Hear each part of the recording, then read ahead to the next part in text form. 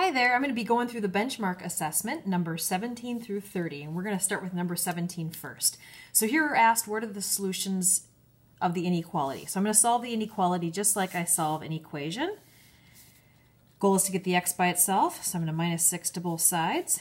4x is less than negative 6 minus 6 more is negative 12.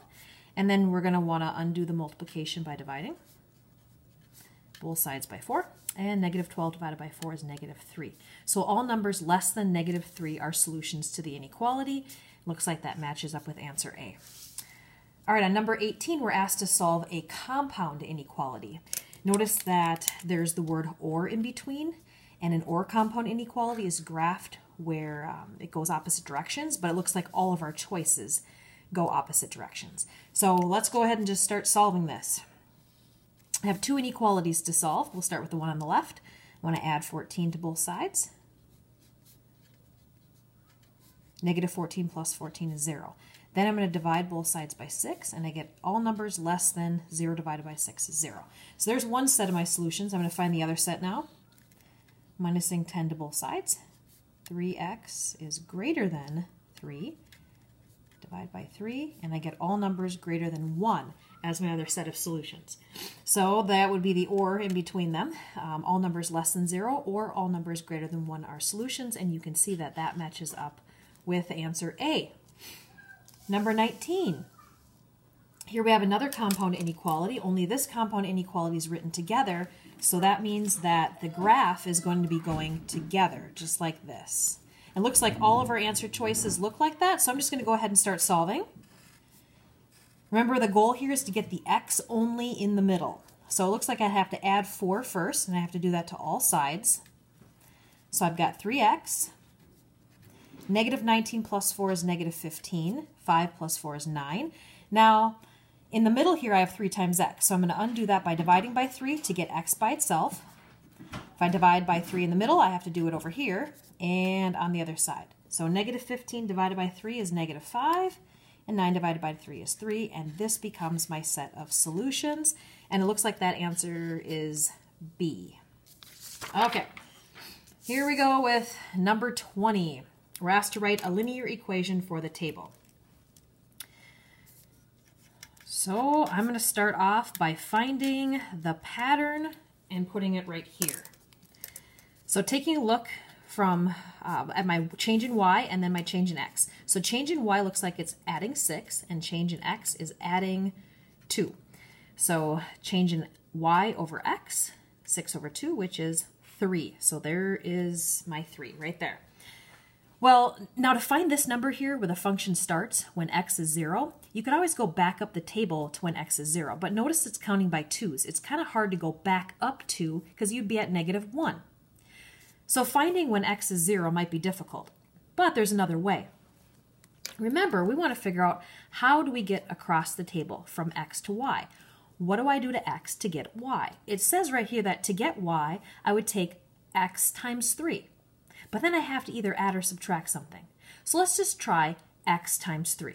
If I take this x and multiply it by 3, 1 times 3 is 3. Now think, what do I need to do to 3 to get 6? Let's try it here. If I take this x and again multiply it by 3, I get 9. Now what do I need to do with a 9 to get 12? Are you seeing it? Again, if I take x and multiply it by 3, 5 times 3 is 15. But then what do I do now to get to 18? Are you noticing that in each case, I would take and add 3, and add 3. So after I multiply x by 3, I have to then add 3, and that will get me across the table. Okay, so this would be the rule for the function. And it looks like that matches up with answer C. All right, that's number 20. Let's go ahead to number 21. Number 21, write the linear function for the table. So same type of question. We're going to do the same process here.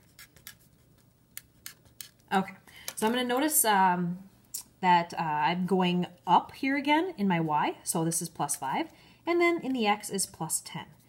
So the pattern, y over x, is 5 over 10, which is the same as 1/2. So I'm going to write 1/2 right here.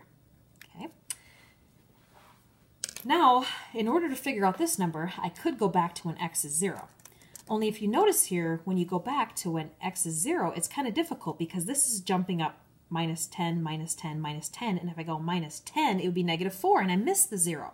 So let's just notice here that it says to get y, take half times x.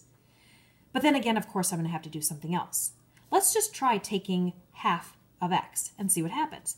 If I notice this x value is a 6, half times 6, or half of 6 is 3. But then what do you need to do to get 2? Do you see it? Let's try here. If I take this x value and multiply it by half, half of 16 is 8. But then what do I need to do to get 7? Same thing here. Half of 26 is 13. But then what do I need to do to get to 12? Do you see it? Do you see that in each case you're subtracting 1, and subtracting 1? So after I multiply x by half, I then need to subtract 1. So y equals 1/2 times x minus 1. That looks like it matches with answer A. There we have it. All right, number 22. Here we're asked to find the rate of change for the table. Here we have distance and we have hours. So rate of change is the same thing as slope. These two are the same thing. So here's my x, here's my y. To find the slope or rate of change, I'm going to find the change in y over the change in x. So I'm going up from 204 to 306. And if you're not sure, you could just subtract those two numbers. And I get 102. So this is going up 102. And then from 4 to 6, that's going up plus 2. So my change in y is 102. My change in x is 2. Now I know that 102 can be divided by 2. 102 divided by 2 is 51, or 51 over 1. So here I notice that my y is distance and my x is miles. So the y here is distance, this is miles, and the x is hours. So 51 miles in 1 hour. So notice if I can go 102 miles in 2 hours, that's the same as 51 miles in 1 hour.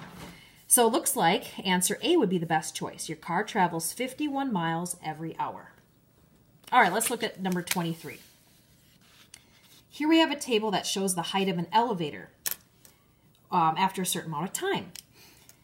And we're asked to write an equation or come up with which one of these equations models the table. Okay, I think we can do that. So let's find the change in y over change in x, the slope, or the rate at which the elevator is going down.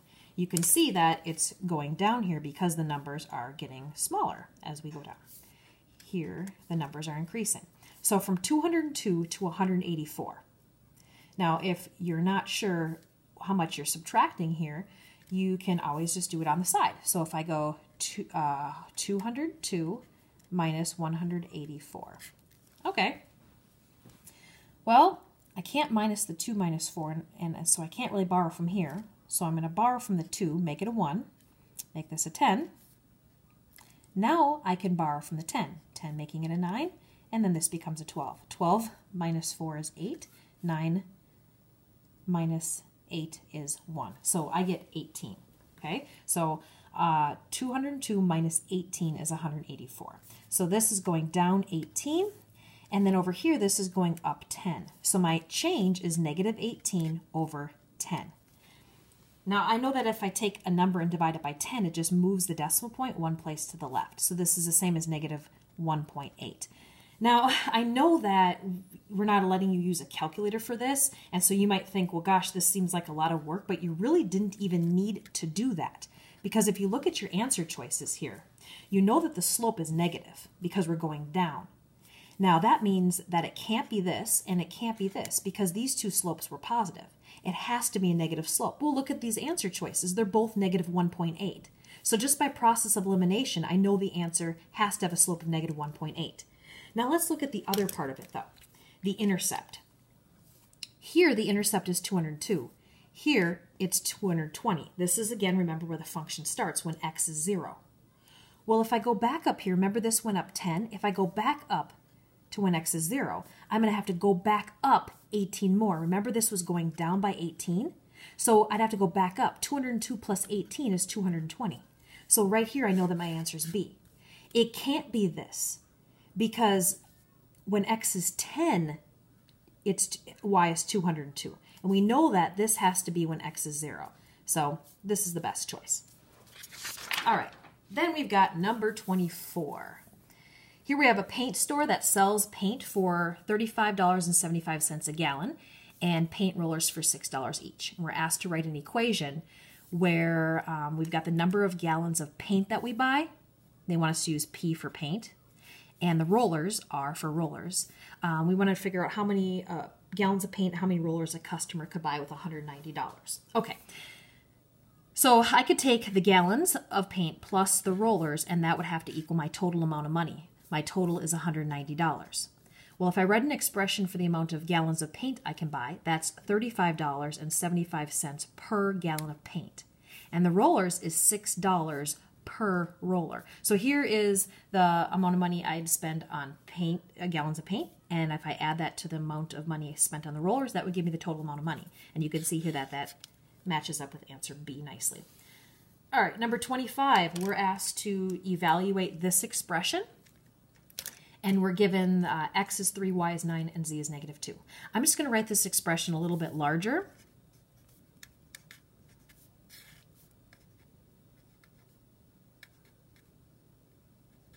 Okay, then what I'm going to do is start replacing the letters with numbers. I know that this means multiply. X is 3, making an x3.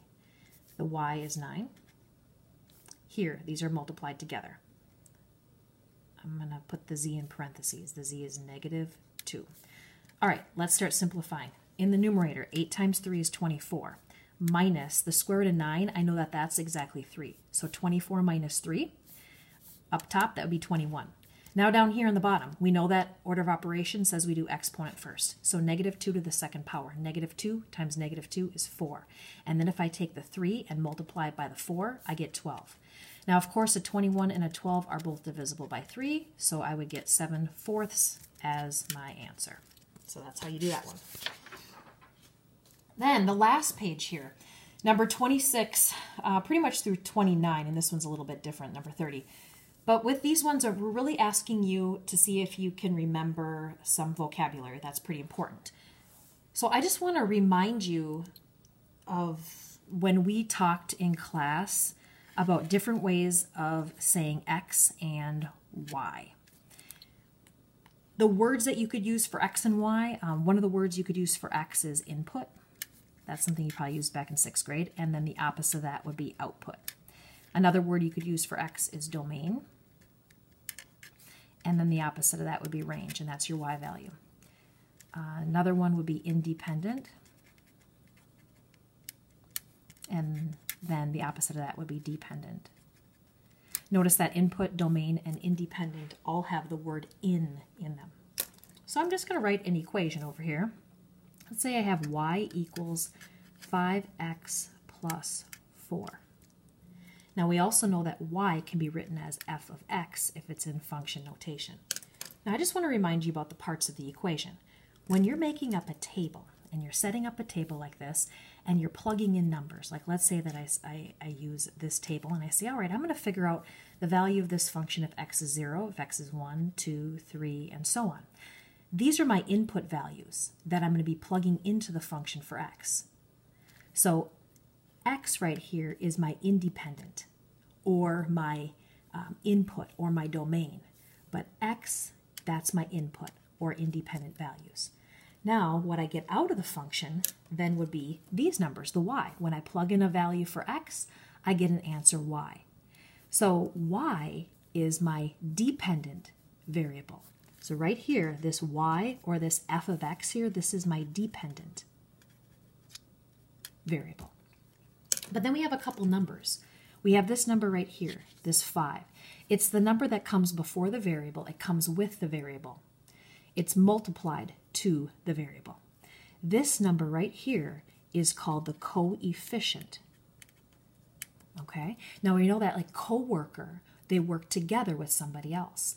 So coefficient comes together with the variable. They come together. A coefficient is a number that's in front of or being multiplied to a variable, but it comes with the variable.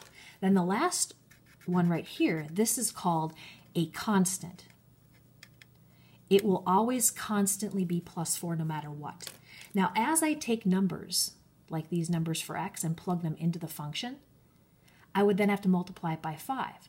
Now, that's going to be changing this value. Every time I plug another number in here for x and multiply it by 5, it's going to change this value. However, the plus 4 will never change. It will always remain constant. So therefore, that plus 4 is a constant. Okay, now let's see if we can answer the questions down below. So number 6 says, what's the coefficient of the term negative 5? X, y to the third power. Remember, coefficient is the number that's being multiplied in front of the variable. So negative 5 would be the coefficient. Okay, there's my coefficient, like the example right here. Then in number 27, it's asking for the independent variable. Now again, remember, independent variable, that's the x value. That's the number you plug into the function. It's found right here.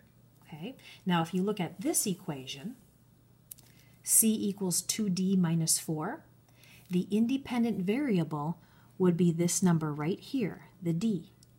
Now in the equation I had up here, do you remember it was the x? Right here, this is my independent.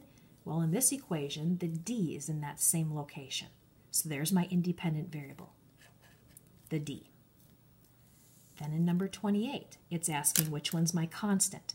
Now remember where the constant was located? Constant is right here.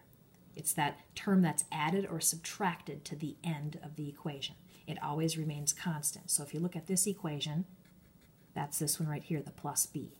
So the b is the constant. Okay. Then in number 29, it's asking which is the dependent variable. Okay, so I'm going to go back up here. Remember, dependent is in the place of my y, or right over here.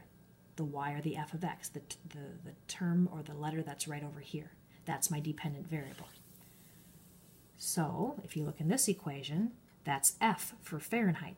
That's in the location where the dependent variable is. So the answer is B. Now if you fast forwarded through this explanation right up here, you may want to go back and listen to me review this if you had any further questions on number 26, 27, 28, or 29. Okay, now let's take a look at number 30. This says which sequence is arithmetic. Now remember when you first start school and you learn basic arithmetic, your teachers teach you how to add and subtract. So an arithmetic sequence is going to be a sequence in which we are adding or subtracting to get to our next term. I want you to take a look at the sequence right here, answer B. To get to the next term, we would minus 5 over and over and over again. It's a very constant pattern, minus 5, minus 5, minus 5. That's an arithmetic pattern. So this is an arithmetic sequence. Now if it was plus 5, plus 5, plus 5, it would also be arithmetic. Any pattern in which we see a constant add or a constant subtract is an arithmetic sequence. All right, and that concludes it. Have a great day.